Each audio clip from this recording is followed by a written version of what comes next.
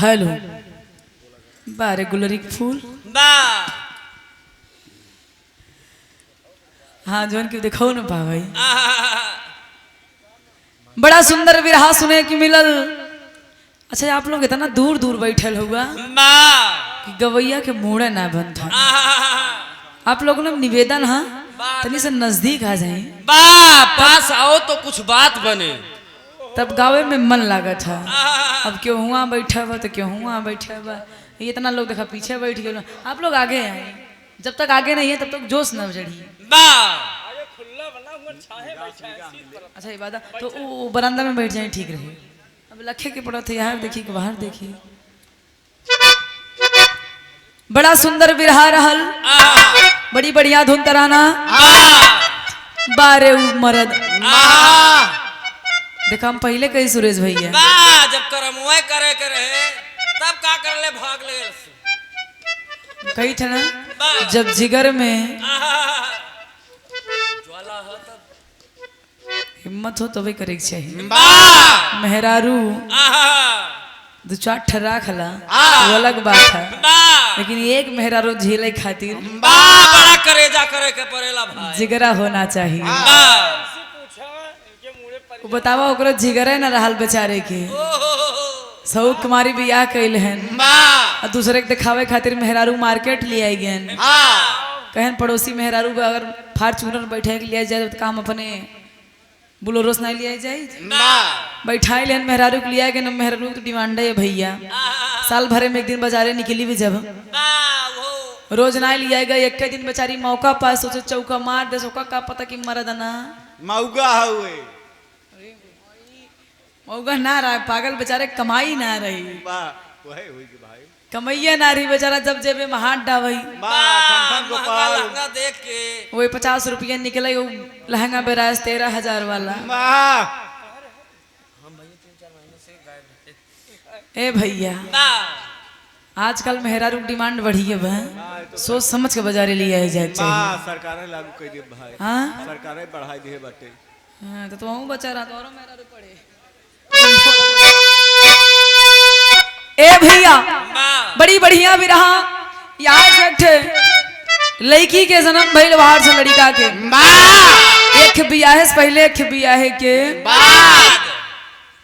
जरूरी हुआ दोनों हो गए जवाब हो गई सवाल जवाब हो गई सबकी इच्छा रहा अपन हुई है लेकिन अब हम चाहते हैं कि चेंज कर दे मेहरारू के कमजोरी कमजोर समझे वाले का मेहरारू कभू कमजोर गलती समझिया जिन और जो दिन समझ गया ना वो बड़ी भूल हो जाई खतरा हो जाए सुरेश भैया। अब हम चाहते हैं कि तनी से बिरहा में रामायण से इधरों से रामायण से उधरों से हटे आ जाए अब रामायण से हटा महाभारत में आ जा। हाँ तो लोग कब्बे से गरमाइल होगन अब हमारा मन करता है एक बिरहा हो जाए जम के उधर से रच के छुआए हैं भैया अभी छुआए दें तो जान ला फिर हमका बर्दाश्त हमरे कैसे हुई घूम के लेहन हमको आज लगी बाग अब हम बर्दाश्त हमरे बहाना ही। ए भैया गुरु जी कुछ मूड मिजाज बन जाए और फरमाइश में हमरे भैया के श्रद्धांजलि गीत मुलायम सिंह आदरणीय हमारे नेताजी के स्वर्गीय नेताजी जो हम सबके दुलारे थे। दादी आई गई बुआ है ना बुआ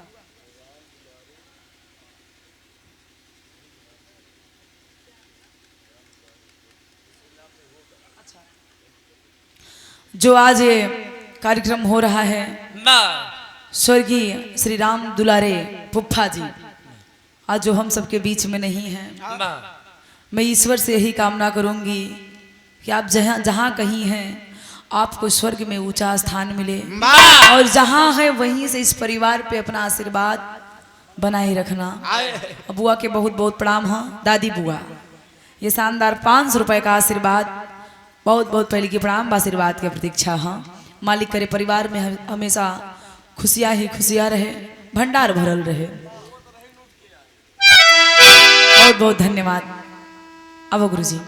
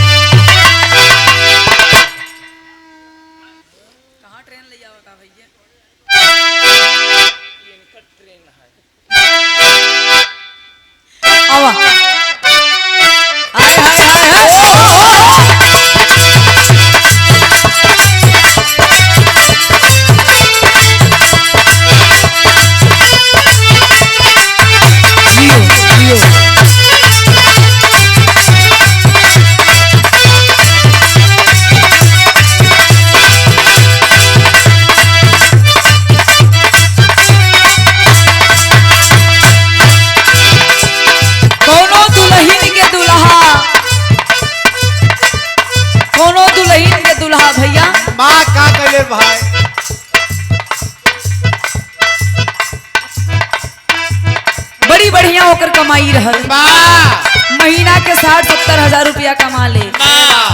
जब तक तो ठीक रहल तब तक तो घरे लायक रुपया दे, और जब रास्ता भटके लगल तो पेमेंट में कटौती हुई है।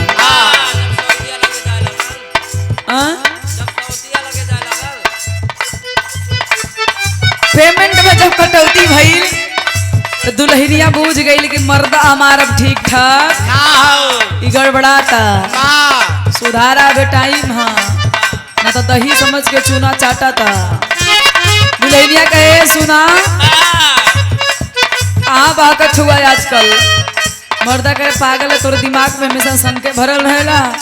कई शंका ना है, रियल है। एगो बात हमार कान खोल के सुना, एगो हम कहत हई ना तो बताई बना सीधा करब।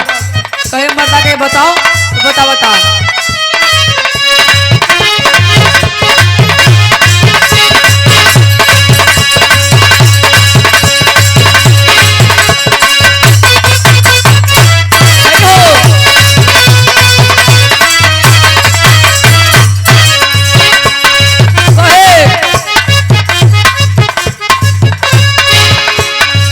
जी हो तोहरी रगनिया, देखी देखी डहका तकनिया।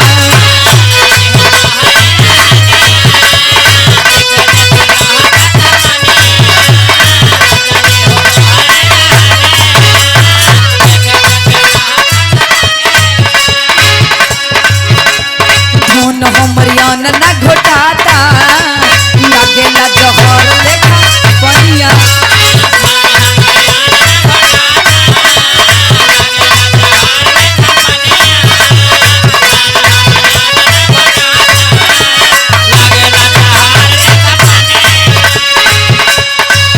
जी हो तोहरी रगनिया, देखी देखी डहका तकनिया। धन हमरिया ना घोटाता, लागेला जहर लेखा बनिया। सब दिन पटौले बड़ा रोकड़ा से।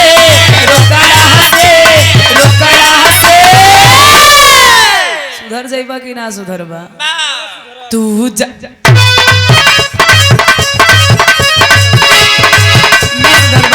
सुधर जा बेटा। मास्टराइन जानते हो ना, और वो जो बसवा वाला छटवा के रखे रहे वही से मेहमानी करी है। सब दिन पटौले बड़ा रोकड़ा से। तू जाके फसबा जे दोसरा से, हमहू फसबा कोनो छोकरा से।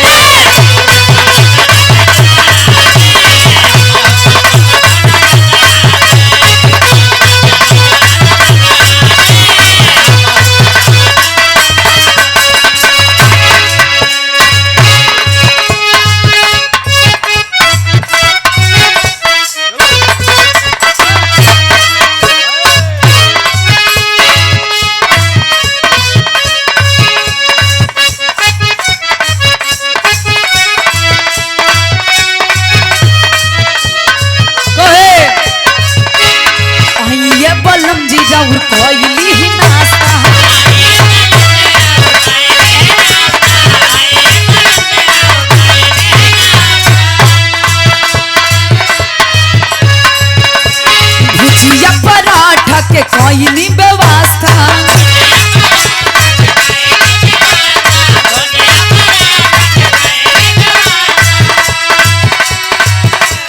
तब कहे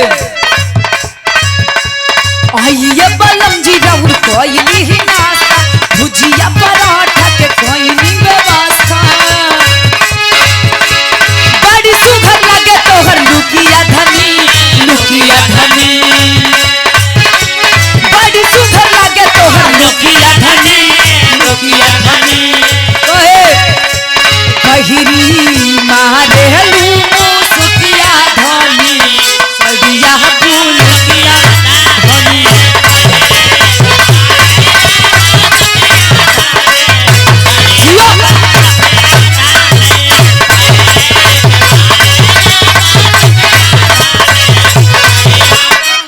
बस करा।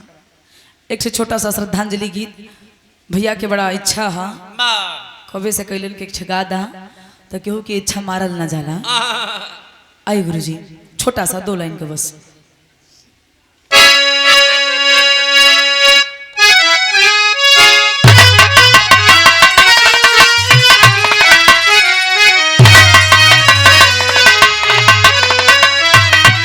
जिस समय हमारे नेता, हम सब के नेता, पूरे देश के नेता, लोकप्रिय नेता स्वर्गीय बाबू मुलायम सिंह यादव जी जब इस दुनिया से विदा हो गए, उस समय मैंने एक श्रद्धांजलि बिरहा गाया था। कई लाख लोगों ने आशीर्वाद दिया, उसे पसंद भी किया। उसी का एक छोटा सा भाग भैया के फरमाइश से। आई गुरुजी।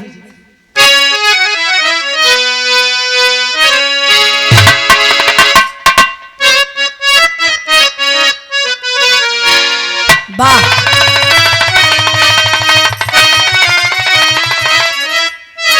उस समय की बात है जिस समय मेदांता हॉस्पिटल में स्वर्गीय बाबू मुलायम सिंह यादव जी की सांस थमती है।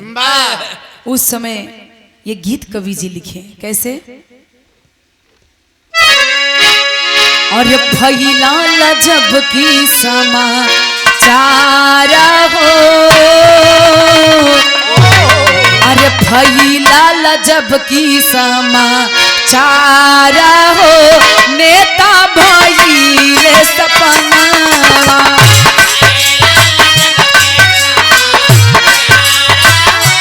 नेता भइले सपना।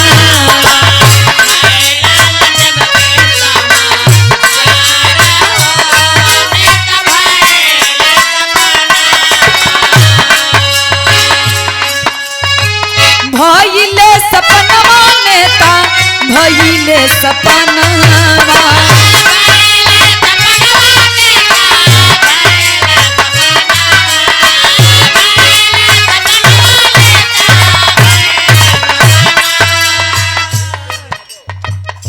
और हमारे घर मालिक हमारे गार्जियन श्री भीमसेन यादव गार्जियन की तरफ से शानदार 101 रुपया के आशीर्वाद इस श्रद्धांजलि गीत पे। भइले सपनवा नेता भइले सपनवा,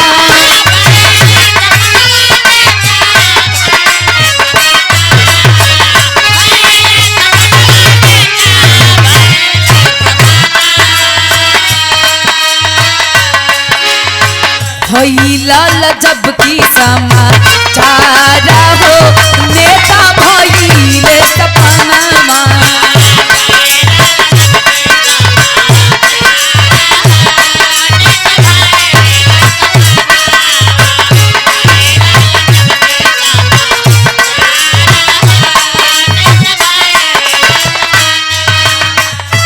एकमात्र नेता ऐसे थे, चाहे विपक्षी हो चाहे समाजवादी हो, उस टाइम हर किसी को तकलीफ था, दुख था। अर्जुन प्रसाद सिकरावरपुर ये शानदार 101 रुपया के आशीर्वाद गार्जियन के पैर छू के प्रणाम भाई श्रद्धांजलि गीत पे। हर किसी के आंखें नम थी बाबूजी, सबको एक गहरा सदमा सा लगा कि हम सब के प्रिय मात्र एक नेता ऐसे थे, वो चाहे गरीब हो चाहे अमीर हो, सबके साथ में बराबर बैठकर वो उनके दुख और सुख को महसूस किया करते थे। उनके लिए कोई व्यक्ति बड़ा नहीं था, सब समान थे। वो चाहे छोटे जाति का हो या बड़े जाति का, हर किसी के लिए हमारे नेताजी का प्यार समान था। ए बाबू, ये असंभव है कि अगर कोई विपक्षी नेता इस दुनिया को छोड़ कर जाता है तो कोई इतना गहरा सदमे में नहीं रहता।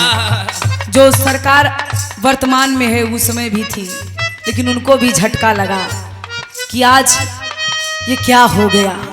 बताया जाता है बाबूजी, इंसान ही नहीं बल्कि ये प्रकृति भी रो दी थी उस दिन जिस दिन हमारे नेताजी की अंतिम सांसें निकली।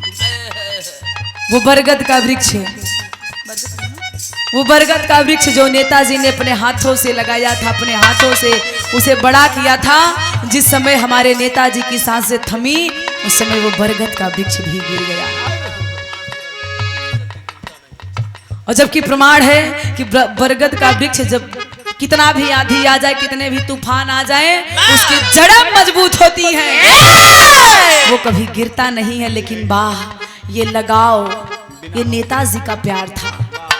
प्रकृति, पशु पक्षी, वृक्ष, सबकी आंखें नम हो गई। लेकिन कहना पड़ा क्या?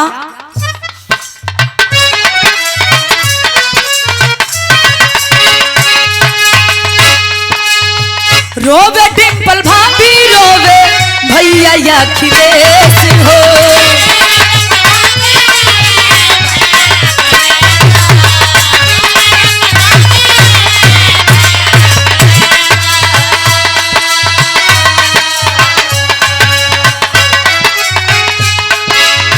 दुखिया गरीबन के काटले कलेश हो।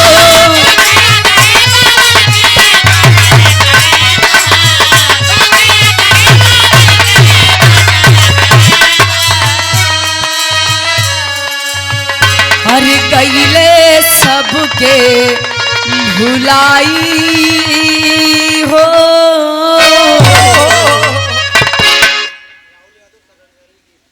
इस श्रद्धांजलि गीत पे हमारे धर्म के बड़े भाई राहुल यादव भैया की तरफ से 51 रुपए का आशीर्वाद, बहुत बहुत प्रणाम हो। और गईले हम सबके भुलाई हो।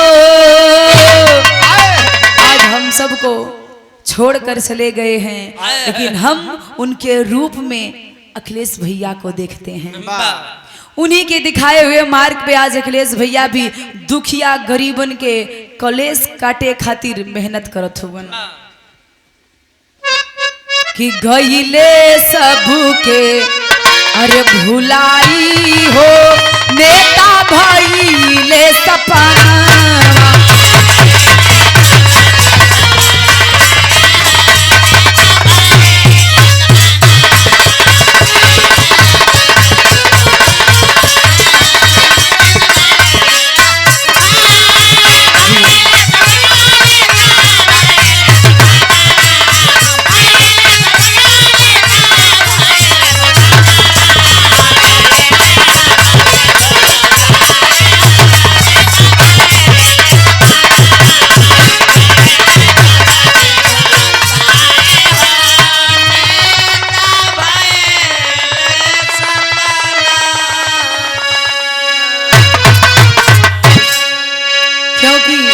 जख्म तो आएंगे, जख्म तो आएंगे, मरहम नहीं आने वाला।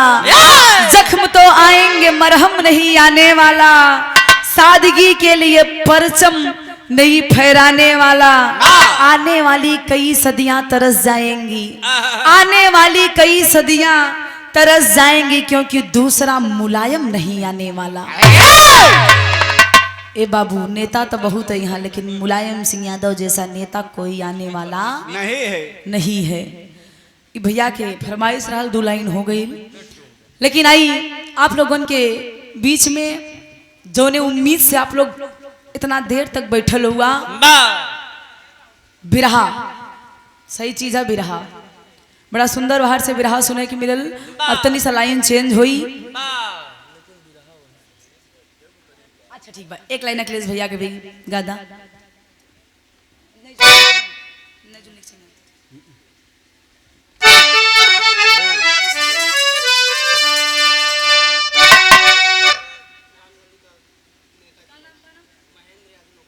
धर्म के गार्जियन महेंद्र यादव नौबस्ता, इस श्रद्धांजलि गीत पे समर्पित 101 रुपए का आशीर्वाद। गार्जियन के पैर छू के प्रणाम, हाँ आशीर्वाद के प्रतीक्षा बा। तनी से एक लाइन भैया के भी तारीफ होनी चाहिए।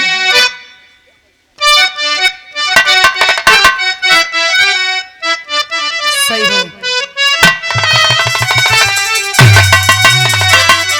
ये गीत के हमार बिरहा के स्टार्टिंग रहल 2019 में, बिरहा के हमारे स्टार्टिंग रहे। और 2022 में अखिलेश भैया आयल रहलन भदोही जिला में। और मंच के सामने पहली बेर हम अखिलेश भैया के सामने से देखली और पहली बेर उनके सामने ई गीत हमरे गुरुजी मंच पे लिखलन और ई पहली बेर हमें गीत के गौले रहली। कौन गीत है गुरुजी? हाँ एकदम सही वही निहादा मोची के निगाह जूता पे। अब एक ना बताओ तो अखिलेश भैया कहते जहाँ जुतवा हैरान रहा। अरे जा देवता और कुछ ना याद है तो के अब हाँ हम जानेंगे।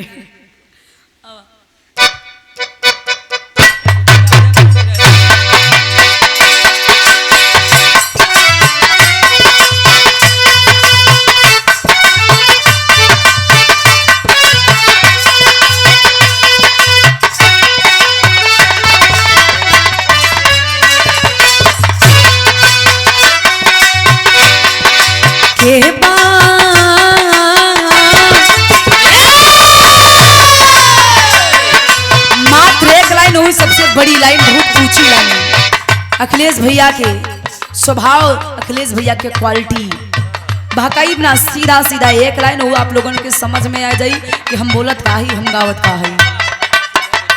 ओकरे बाद सीधा एक बिरहा बीर रस के बिरहा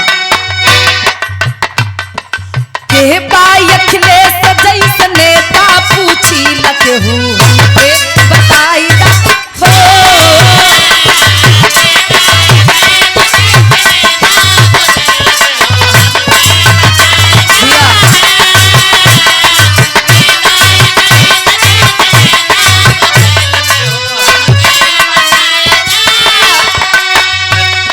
हो हमके बताई दा चाचा हमके बताई दा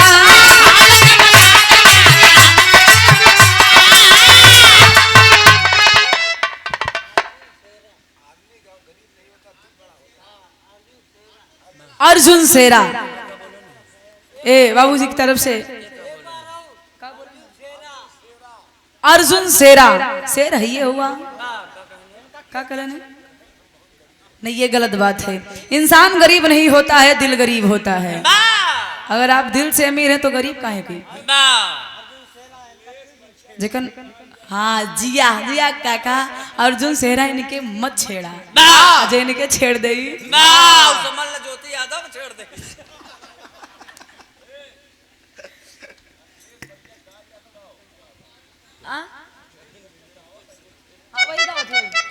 ये बहुत सारे रुपये के आशीर्वाद, बहुत बहुत धन्यवाद है। के पाई अखिलेश जैसे नेता पूछी लके हूँ हमके बताई दा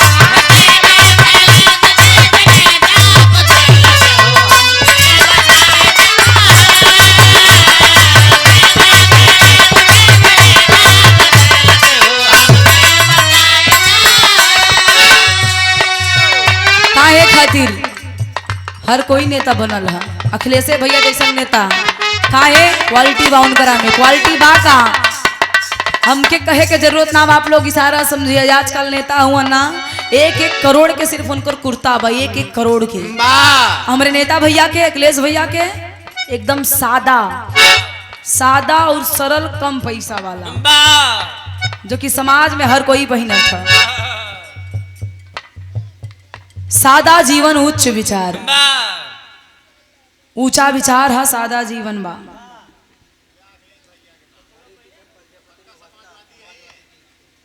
समाजवादी गीत पे खुश होके हमारे गार्जियन श्री हरि कृष्ण विश्वकर्मा, अच्छा हरि कृष्ण प्रजापति समाजवादी पार्टी के बड़े ही सुंदर चहेता हैं ये, और अथक परिश्रम भी करते हैं। बहुत बहुत प्रणाम। हाँ 100 रुपया के आशीर्वाद। अभिषेक मौर्य भैया की तरफ से शानदार 51 रुपया के आशीर्वाद। ये सब अब की बार पीडीए की सरकार 27 में हो, ये चूक भइल है जोन 27 में पूरा हुई। ए भैया काहे खातिर जोने समय उत्तर प्रदेश में इनहू से पीडीए की सरकार बने, वो प्रधानी लड़ी है, बीडीसी लड़ी है, तू सदस्य लड़ लू, हम प्रमुख ही लड़ा। रामकृष्ण यादव पीडीए सरकार, अब की बार पीडीए सरकार। ये 100 रुपए का आशीर्वाद बहुत बहुत प्रणाम है। कहना है गुरुजी कैसे?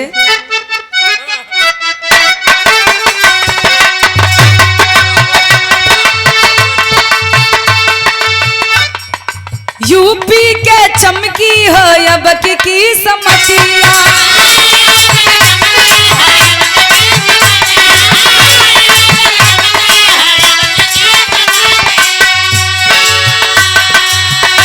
अब की मतलब 27 में यूपी के चमकी हो अब की समतिया,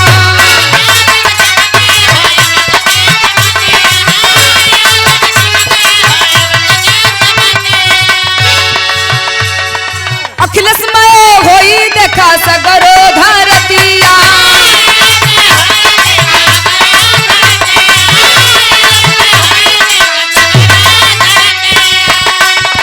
दुनियाई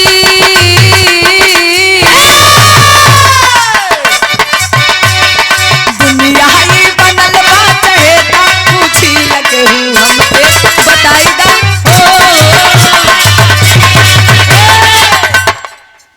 बस करा। एक लाइन बदल दा गुरुजी।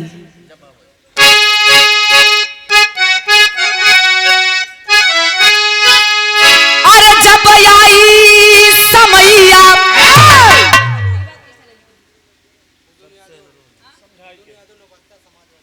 बुदुल यादव नौबस्ता समाजवादी पार्टी गीत पे खुश होके ये 51 रुपया के आशीर्वाद आप सब से हमार हाथ जोड़ के अनुरोध है, विनती है ये हमारी तरफ से। काहे खातिर एक जिम्मेवारी समाजवादी पार्टी से हमरा के भी मिलल बा।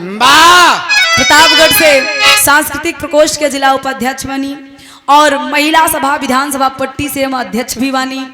दो पद लेके घूमत है, ये खातिर निवेदन करते ही प्रयागराज इलाहाबाद में कि अब की बार मेहनत करे के बा, हल्ला नाम मचावे के बाद दिल और दिमाग दोनों इकट्ठा करे के है। यही से का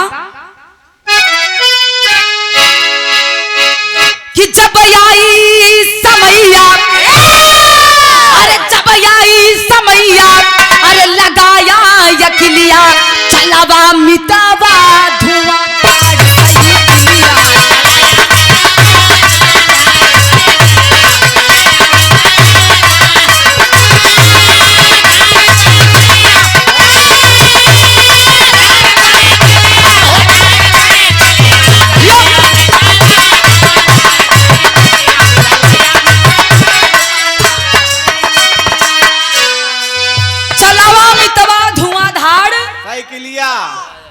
काहे खातिर सबसे सरल और सस्ती सवारी, ऐसी न सरल कोनो सवारी बा न कभी। डीजल पेट्रोल इतना महंगाई छुआ था, ये खातिर हम एक लाइन और कहब का गुरुजी।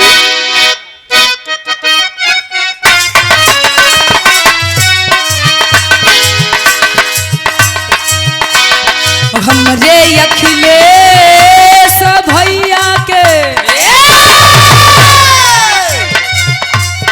हमरे अखिलेश भैया के ई है बा सवारी,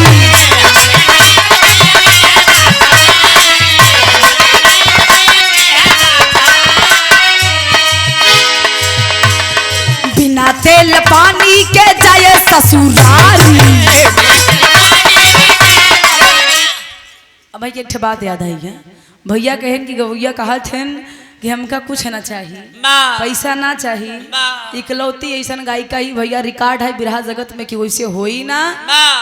पैर में चोट लगल 2022 में बोलेरो से एक्सीडेंट भइल, 1 रुपया ना मिलल बा, कैमरा लगल बा ना, तो जेके उनके ओके भेज दिया। ज्योति फ्री में 50,000 अपने घरे से खर्चा करके हम प्रचार कैले ही, और हम यो नाम की बहुत बड़ी घरे के है। बात पैसा के अली खातिर कहा थे एक मिडिल परिवार के, हम छोटे परिवार के ही। पिताजी हमार घर रहेलन, सिर्फ हमार भैया बहरे कमाएलन। आज जोन कुछ बानी आप लोगन के दया से बानी, हर चीज के व्यवस्था भी हो गई बा, घर द्वार सब कुछ हो गई ला, कोनो चीज के दिक्कत ना बा। मेहनत से, आप लोगन के प्यार से, आप लोगन के आशीर्वाद से उस समय में हम पैसा खर्च कैली। जब हमारे पास कुछ ना रहा, हमार घर कच्चा रहा, भैया गए रहे देखे रहे, रैली भी कैली।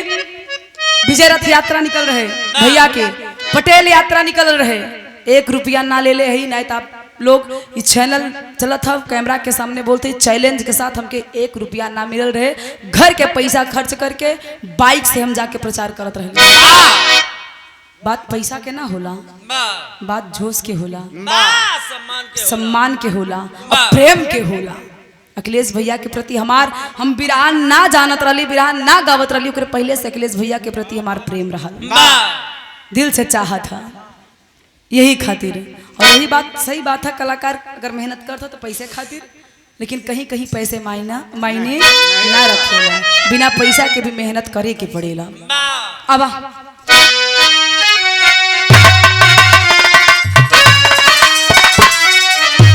हमरे अखिलेश भैया के अरे है बा सवारी, तब बिना तेल पानी के जाए ससुरारी।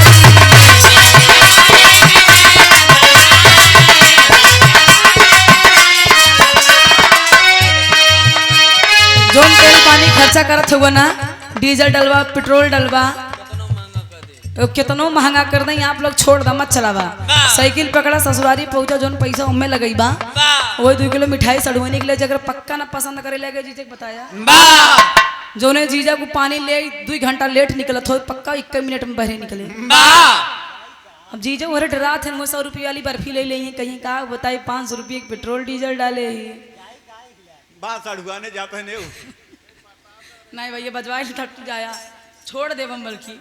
अब नहीं लगन बाद कि बिना तेल पानी के जाए ससुरारी।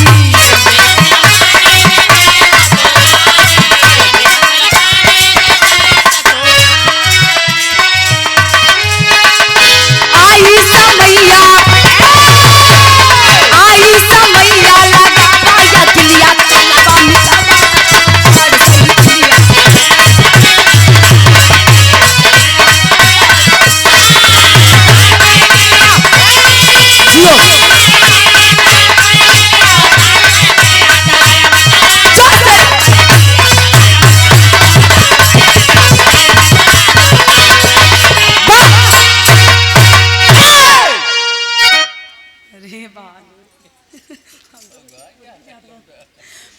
एक छोटा सा बिरहा 20 मिनट के, 15 से 20 मिनट के बीच में हुई।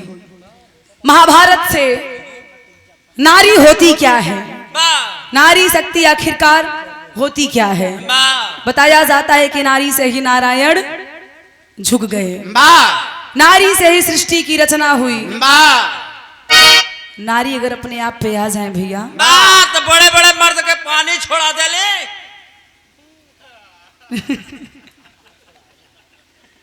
ये अपन बताओ चल भैया, भैया अरे जाए ले पैबा, ये अपन बताओ थे ना अपन। अगर नारी दुर्गा है, नारी काली है, नारी कोमल है, नारी सरल है, और नारी कठोर भी है, कठिन भी है। जैसे चाहबा वैसे मिली है, अगर उनके साथे रचो यार बाहर क्या सुरेश भैया पड़ी रही काय। 4 लाइन भूमिका में कहना गुरुजी, वीर रस के भाव। हाँ अब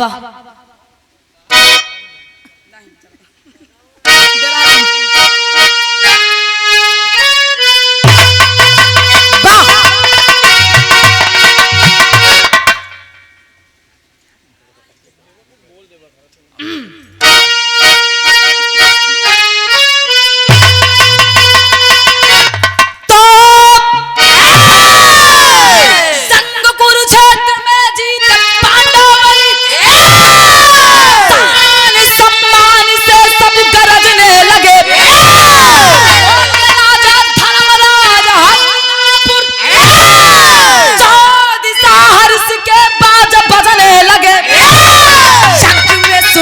का यश छोड़ा गया, सामने धर्मराजा के अर्जुन का दिग्विजय पाक निश्चय ही आएंगे हम साथे हमारे लगे।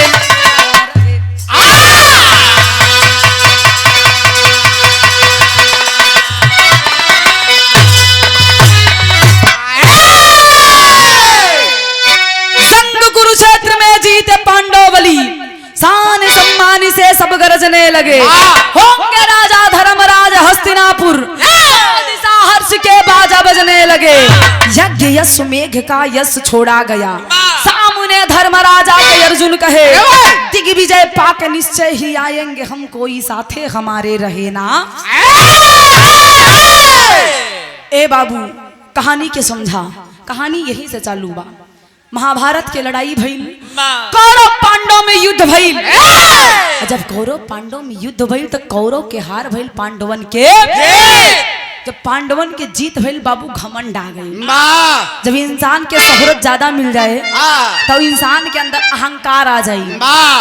ए बाबू पांडवन के अंदर घमंड आइल बा। अर्जुन कहलन कहो कन्हैया, धरतिया पे लागा था कि हमरा से बढ़ के वीर क्यों हइये नहीं खे। कन्हैया करन की बप्पा रे बप्पा, इहे घमंड कौरवन के भइल, उन्हन के विनाश हो गई। अगर ये पांचों के घमंड आ जाई तो पांचवों के विनाश हो जाए। भगवान कन्हैया एक माया रचलन, माया का रचलन कहलन की अगर वीर हुआ तो एगो काम करा, एक यज्ञ करा, जौन यज्ञ में अपने घोड़ा के मस्तक पे चुनौती लिखवा के जे घोड़वा के पकड़ी वह सबसे बड़का मर्द कहाई, ओकरा से तोरा युद्ध करे के, तोरा से युद्ध करे वाला क्यों जन्मल। अर्जुन का हाँ हैया ना हई, हमारी धरतिया का सबसे बलिष्ठ मर्द, सबसे बड़ा वीर बलवान हम हई तो हइये हई। लगा सीना पसीना ठोकई बाह फुलौले। भगवान कन्हैया कहन सचमुच की पगला गई। कलन ठीक बा, घोड़ा छोड़ल गई, घोड़ा आगे आगे अर्जुन जी पीछे पीछे चलल बा घोड़ा ये बाबू। लेकिन बिरहा में यहाँ गजल के टुकड़ा है।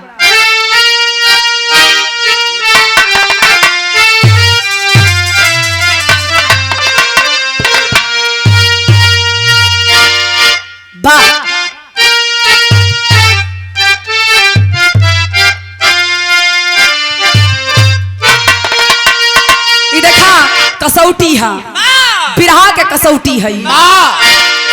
एक हमरे उस्ताद गुरुजी के गुरुजी, बच्चे 3 पीढ़ी ऊपर से बोलतिया, सच्चाई या 3 पीढ़ी होएगा। पिताजी के गुरुजी, उनकर गुरुजी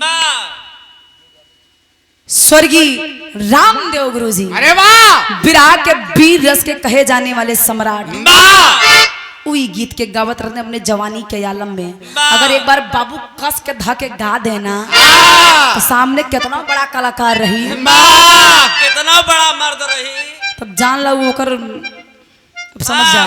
समझा कसौटी पे गावे तब वेद यादव इस्माइलपुर में हमारे बिरहा शायद भइल रहे। ये शानदार 100 रुपया के आशीर्वाद बहुत बहुत प्रणाम। हाँ, धरती बड़ा ही पावन बा, धरती पे सम्मान बड़ा बहुत मिलेगा। लेकिन ये गीतकार है, गजलकार है गुरुजी, लाइन सदा का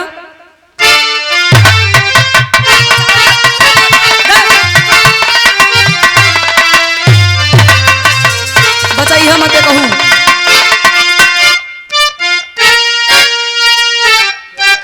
जिया अरे कहबे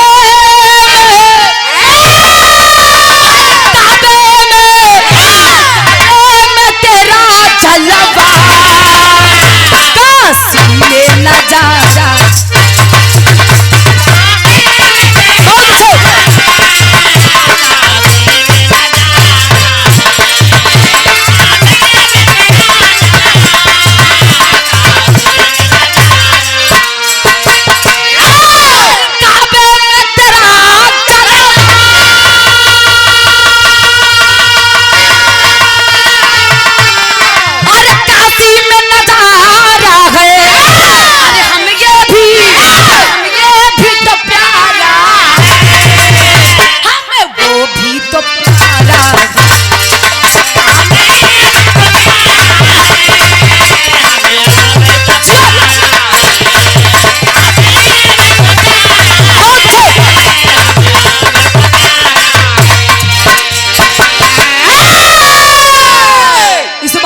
समझते हुए हमारे गार्जियन घर मालिक श्री भीमसेन यादव जी की तरफ से शानदार 101 रुपया के आशीर्वाद, बहुत बहुत पहले की प्रणाम, आशीर्वाद के प्रतीक्षा रही। बा बाबू यह जोश रहे के चाहिए भाव में कहना बा का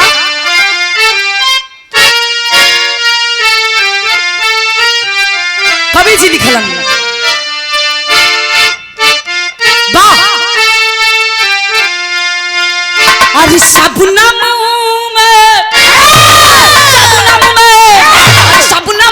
छुपा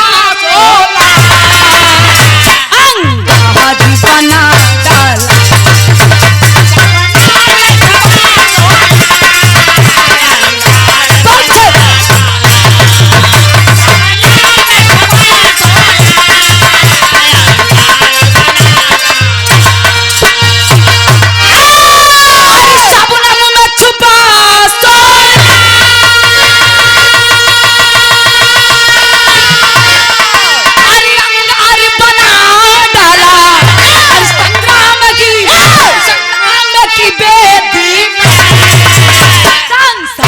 डाला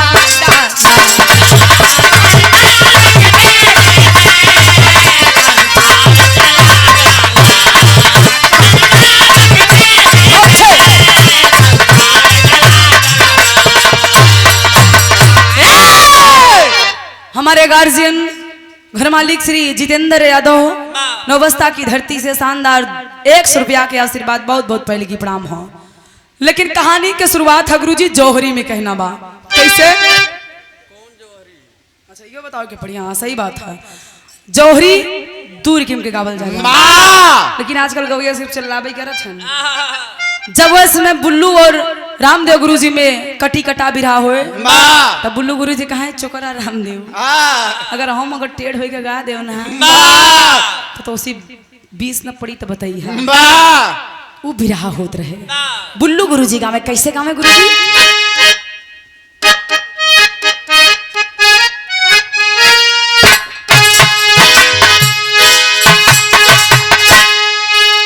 छोटा ही करलन एक कर यहीं पे हाथ धरे और निहुरे ऐसे गावे कि रंग दिया लहू से धरती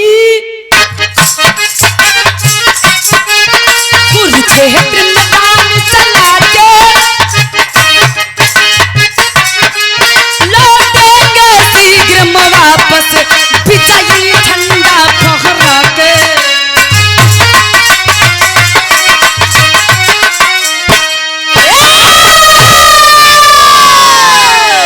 तो रामदेव गुरुजी कहे बस हो गई, भाई देखा चापत है पानी फेंकबा। तब रामदेव गुरुजी गावे का गावे? घोड़े के पीछे पीछे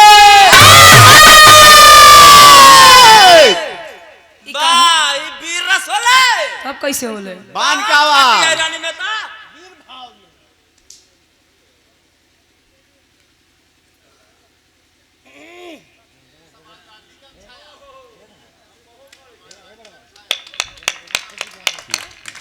का ऐसी दिक्कत है का? ये ऐसन गमछा हा कि गमछा के चलते हमनी के यूपी में जो लहर देखे के मिलल बा यह गमछवे के देन हा। कुल गुरु हमारे भगवान स्वामी अड़गड़ानंद महाराज जी का प्रसाद एक जगह बांध लेना जान कपारे पे अगर हमरे पड़ गई तो आज हमार जीवन धन्य हो गई। आज के दिन हम तर गई ए भैया अब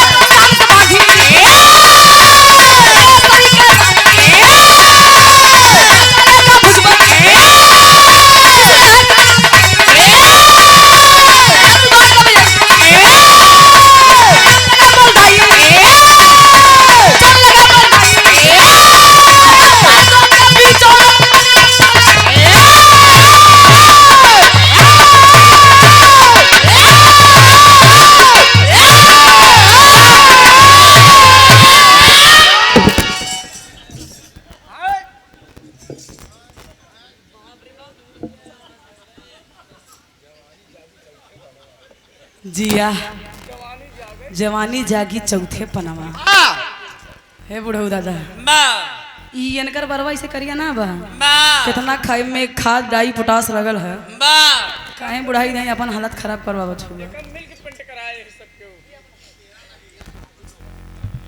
धर्म के गार्जियन इस भाव को समझते हुए हरकेश बहादुर नौबस्ता ऐतिहासिक धरती से शानदार 101 रुपया के आशीर्वाद बहुत बहुत प्रणाम है आशीर्वाद के प्रतीक्षा बा बचौले रहा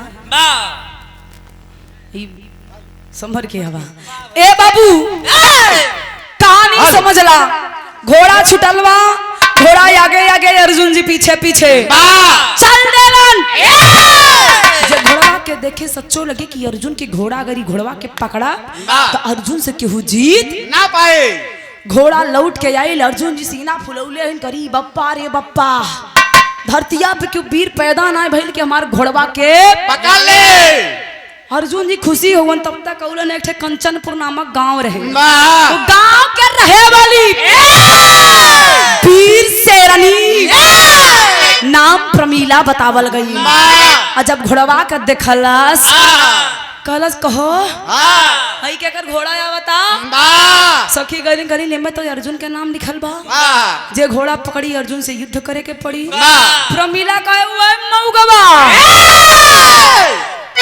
अरे बप्पा रे बप्पा करे तना घमंड भइला अपने के बड़का मर्द बुझता आज है तो कर मर्दई पूरा निकालब हम मर्द की मौगा आज फरियावा दे सखी गल नहीं चुपरा चुपरा ऐसे मत बोला पागल अर्जुन आउगन अरे वो मुकी मोगो मत बोला ना तो बड़ी गलती हो जाई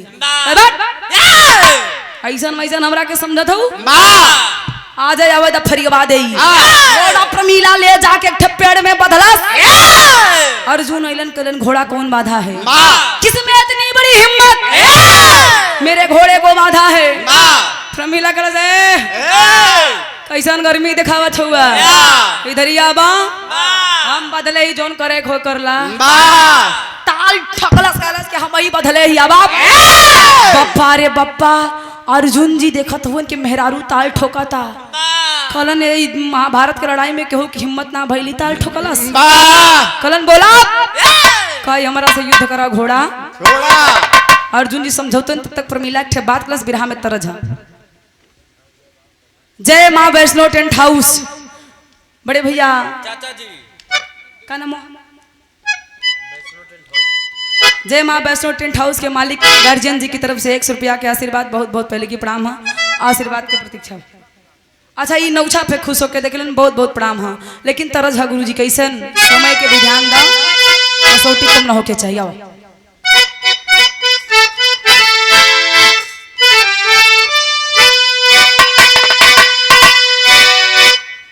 सही भाई एकदम सही पकड़े हुए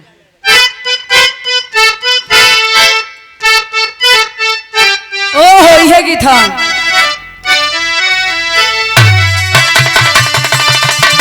अरे सुन कैला बलमु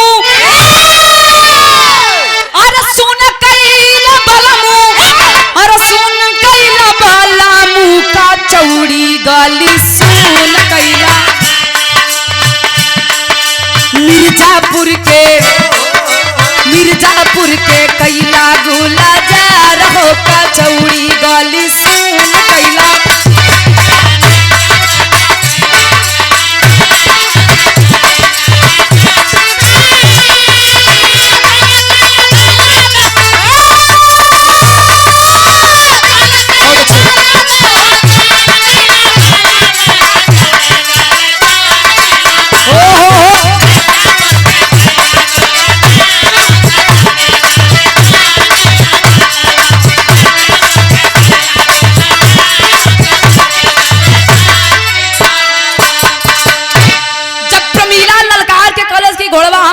हमरा से युद्ध करा घोड़ा लेके जा अर्जुन कहलन है सुन पगली सुन एक बार बात सुन तू मेहरारू हम मर्द हमार काम है कि मर्द के साथ मर्द लड़े मेहरारू से मुकाबला तब तक प्रमीला बटोरला सापन साड़ी कहे सुना ये मर्द और मेहरारू के बात नहीं खे वीर हुआ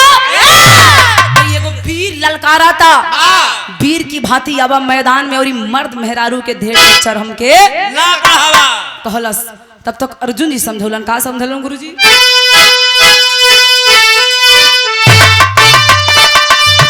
अरे मराइल तोहरी मतिया, अरे मराइल तोहरी मतिया, काहे के मराइल तोहरी मतिया, बाधे घोड़ा होई के यावर मतिया, काहे के मराइल तोहरी।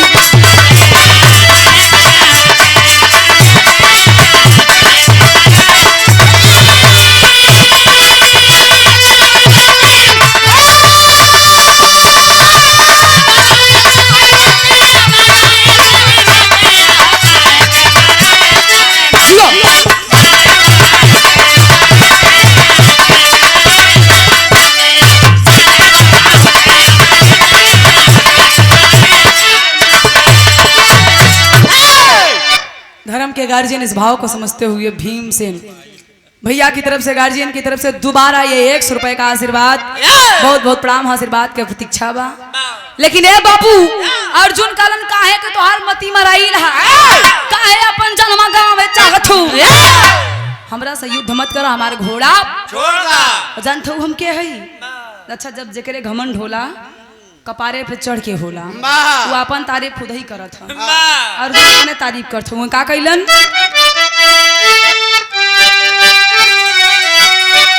कि अर्जुन धनुधारी, कि अर्जुन धनुधारी, अरे जाने ला जहानामा,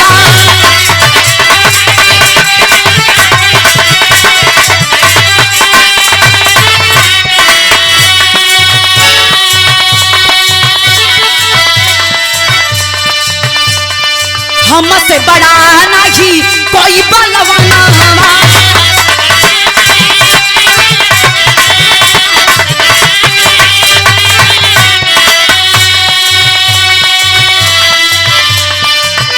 अरे हमसे बड़ा नहीं, अरे कोई बलवाना, काहे के मराइल तोहरी, अरे काहे के मराइल तोहरी मतिया, अरे बाधे घोड़ा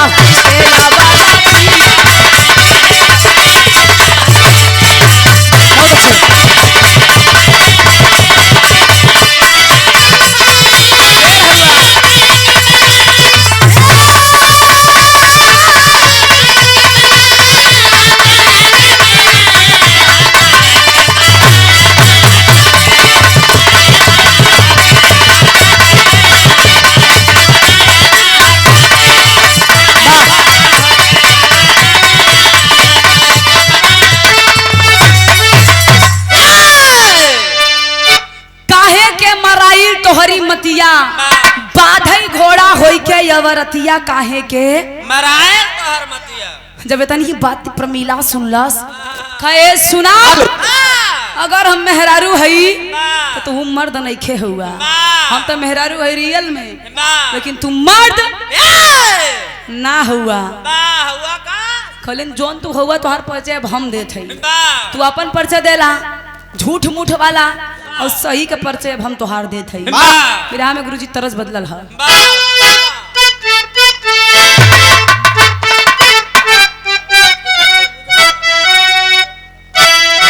जियो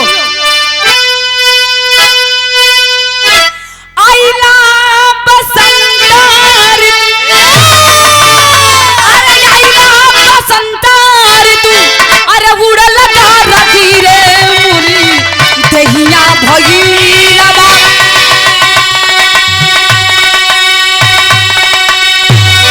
कि मोरी दहिया भगीरवा, अरे पियरा रखी रे मोरी दहिया।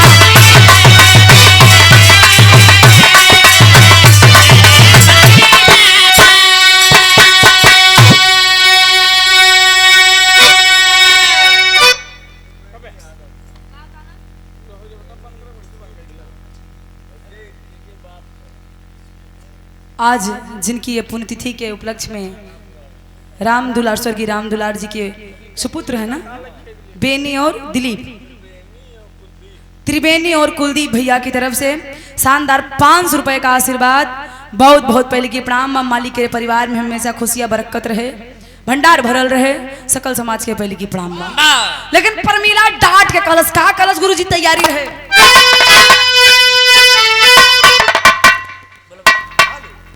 भैया छोड़ दे।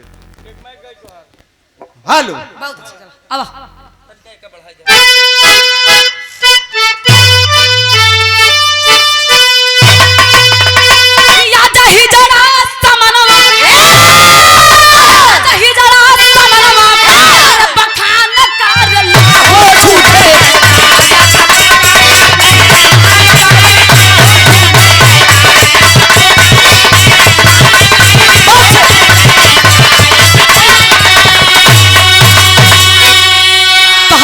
अब पूरा जागी आखी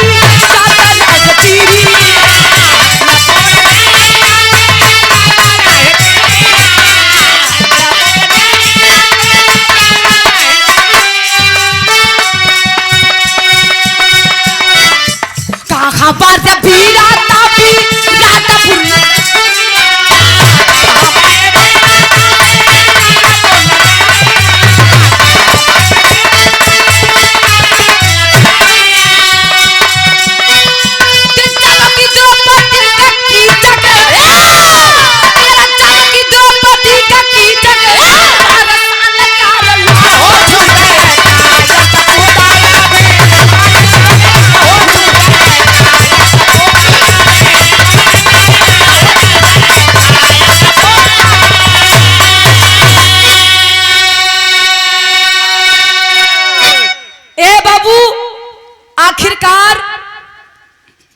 प्रमीला कलश की तुम मर्द हुआ। अरे तेरी मऊगा की प्रमीला कहती है कलश बतावा ही कहा छवन वीर है अर्जुन धनुधारी हमसे बड़ा न कोई बलवनमा काई सुना बड़का मर्द बुझा तारा। उस समय तो हर वीरता कहाँ रहल। पांच पांच मर्दन की कलौती बीबी दुशासन बीच दरबार में तोरे मेहरारू के जब चीर खिंचलस तो कैसे मुंह लटका के बैठल रहला। सारी भुला गए रहे तब वीरता ना याद आई। मर्द बड़ा तारा इहो छोड़ा ऊ दिन याद करा विराटपुर में कीचक द्रौपदी के साथ जब दुष्कर्म करे चहलस तो कहाँ रहल तुहार वीरता। मऊगा बन के बैठला ताली बजावत रहला तब ना तुहार वीरता याद आइल। अरे तो के मर्द कहे में हमके शर्म आवत। अरे बप्पा रे बप्पा तब तो अर्जुन के माथा गरम कि बहुत बोलत या मेहरारू एक इतनी बड़ी हिम्मत इतनी बड़ी बात बोलता। अर्जुन जी सोचलन लेकिन यहाँ बिरहा में टेरी के लाइन है गुरुजी।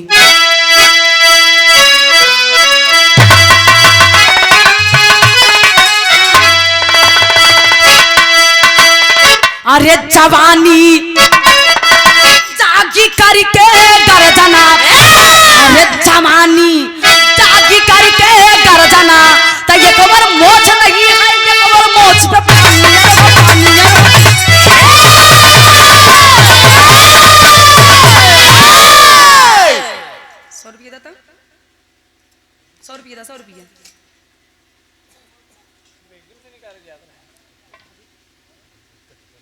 ₹20 में और मिला ले कल जाके पी लिया और जाके नाला में लौट जाइए। पागल एकदम शुद्ध शाकाहारी हूँ दूध पियलन दूध हम तो कहाँ दारू पियत हैं भैया। ₹120 में कौन दूध मिलत है आवत है भैया ठेको पर रहत है जौन। ए भैया जवानी जागी करके गर्जना कबर मोछ ना ये है ये कबर मोछ पे पानी जवानी जागी करके गर्जना। आखिरकार ये बाबू यार प्रमीला फिर से अर्जुन के ललकारलास कैसे विराह में तरस लग स्वर्गीय रामदेव गुरु जी।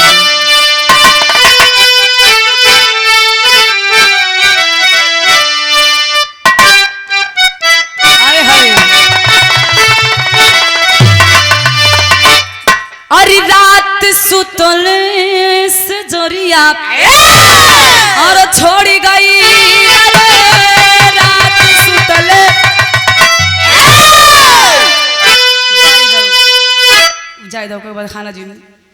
चल गए छोड़ के। लेकिन ए भैया यहाँ भाव पे गौर करा, प्रमीला ललकारा था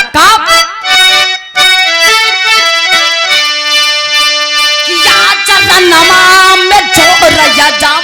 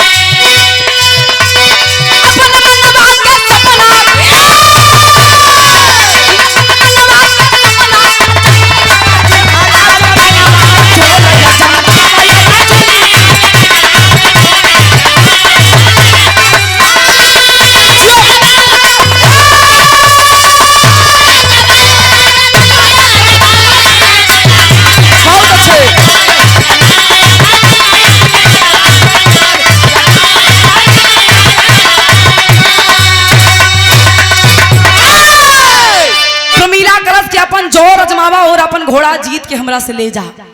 भगवान कन्हैया के सामने अर्जुन हाथ जोड़लन कि प्रभु आज तक कोनो मेहरारू के सामने हम युद्ध ना कैली, मेहरारू के साथ में ताज कैसे करी, मार मार्गदर्शन करा।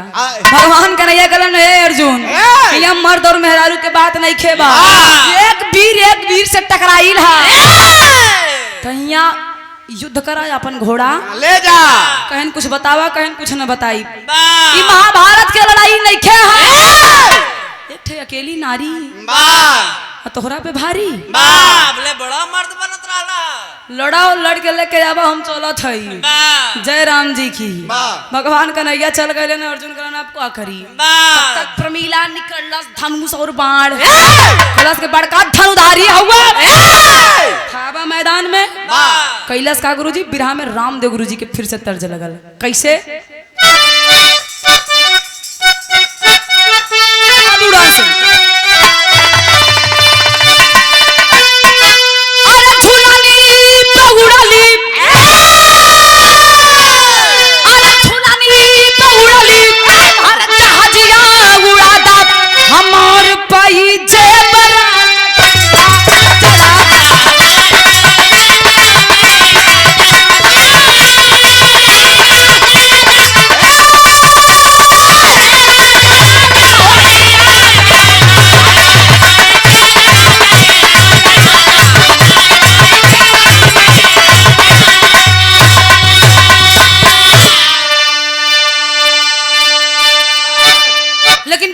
ललकारल बा कैसे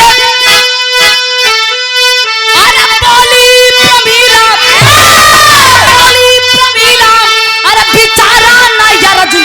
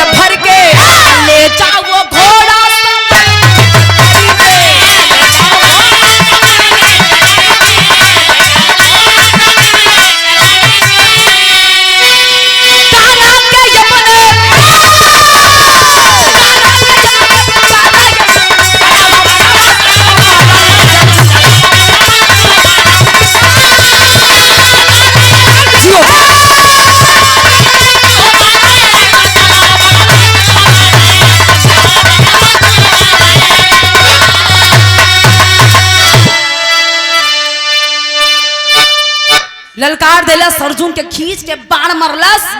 अर्जुन के पहिया, रथ के पहिया अलग हो गई।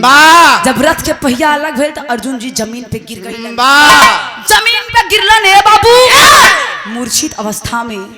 कुछ देरी के बाद जब पानी के छींटा प्रमीला खींच के मरलस, ये होती है शेर, ये होती शेरनी।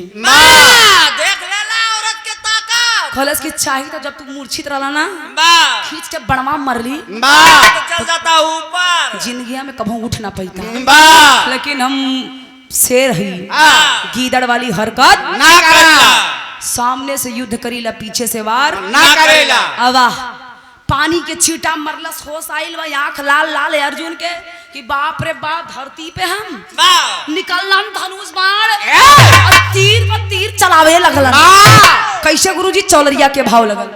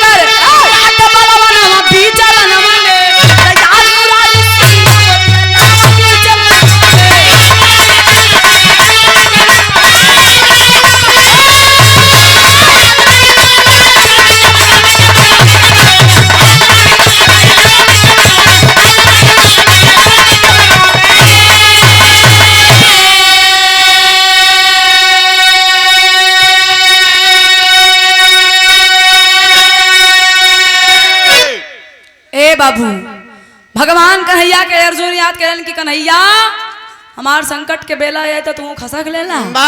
हई बात सुना, जवन मोहन अस्त्र तू हमके देले रहला, कहला कि जिंदगी में कभो मत चलैया तो आज है हम चलाई। कहीं से हमार कुल फेल हो गइल बा। ये औरत पानी बिगाड़ देलस, पानी बिगाड़ देलस कि इज्जत बिगाड़ देलस। कहलस कि आज हम चलाई,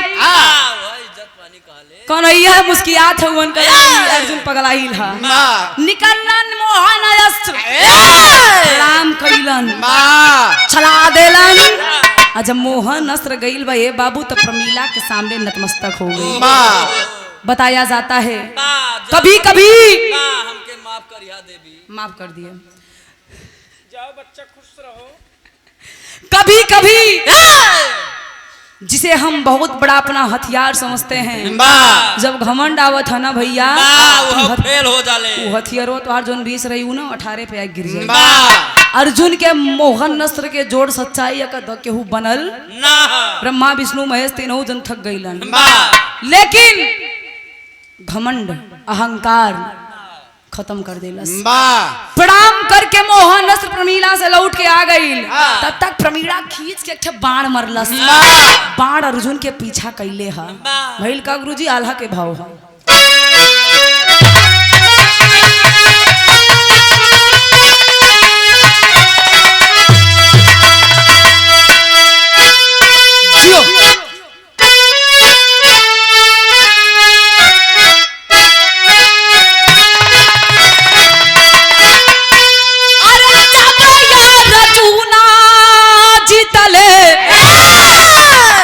महाभारत कई लड़ैया, अरे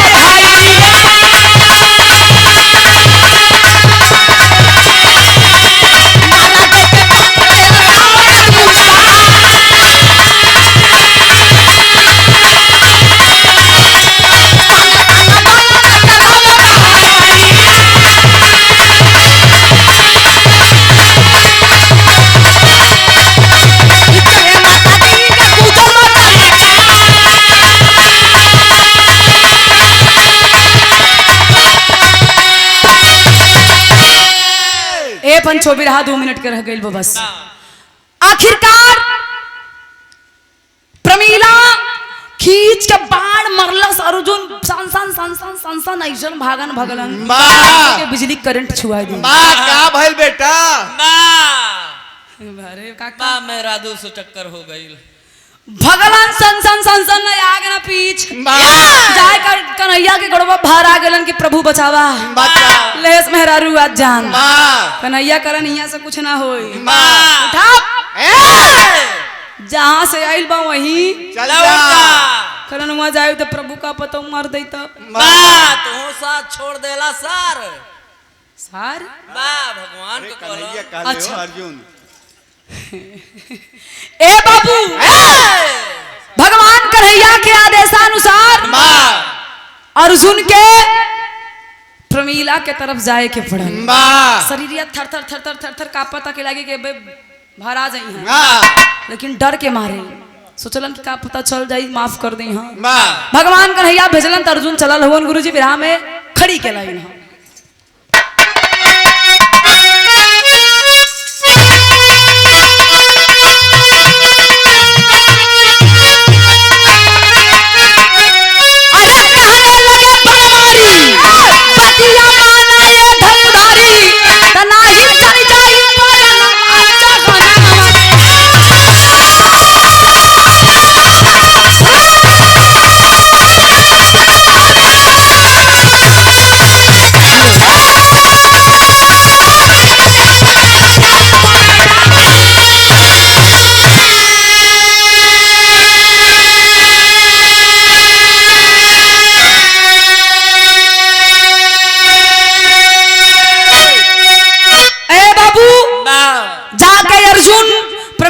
गोट पकड़ के माफी मांगे लगलन कि माफ कर दा गलती हो गई। प्रमीला हाथ पकड़ के उठोलिन कलिन की अर्जुन हम युद्ध करे तोहरा से नाइल ही तोहार अहंकार तोहार घमंड हमरा के खींच के लाइल बा। एगो बात हमार ध्यान से सुनिया का कहलिन गुरुजी।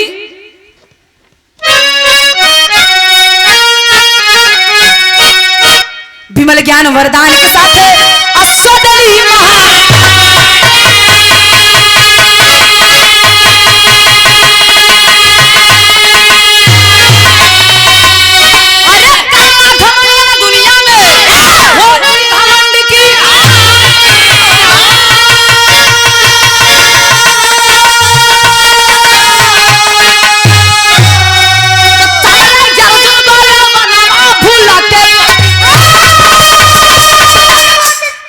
ए बाबू प्रमीला कहलन की दुनिया में अर्जुन आगिल हुआ तो घमंड मत करिहा। प्रमाण मिलता है बाबूजी मेरे विरह के शीर्षक रहल अर्जुन के घमंड और ये विरह से एक सीख मिलल कि जिंदगी में आप कभी भी घमंड मत करिएगा।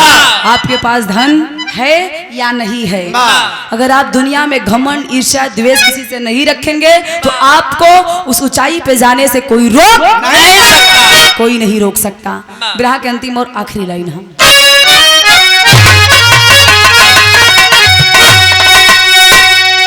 गुरु बिहारी गुरु गणेश गुरु रामलाल समझाए स्वर्ग बसे चंद्रिका कभी बच्चन जी तब